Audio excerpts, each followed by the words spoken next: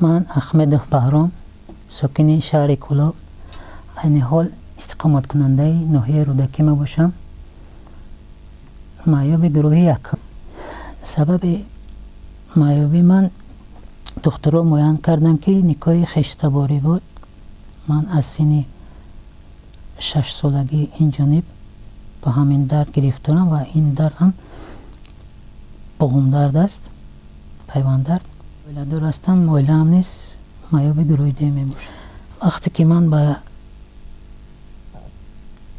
چندین جایها مراجعت کردم و مراجعت های من رو با نظر نگرفتن برای کار کردن، از همین من سخت رو افتادم. و این نه اینکه یک درد من است، این درد تمام معیوبانی هستند که ویها همین مشکلی رو مقصد دارن. آمدن من یک خود من نیست و بسیار نفران معیوبانی که هستند که دانشگاه رو ختم کردن ولی نه جای کار دارن، نه زندگی و نه دستگیری هست.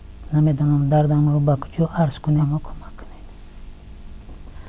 درخواست من همین است که نفرانی که ما رو عین حال تماشا دارن میبینن، خواهش آن رو دارم که همین دستگیری کنن و همین معلومات های من به مسئولان رفته برسد و به من یک منزل استقامتی لااقل یک اجرگان باشد تامین سازند.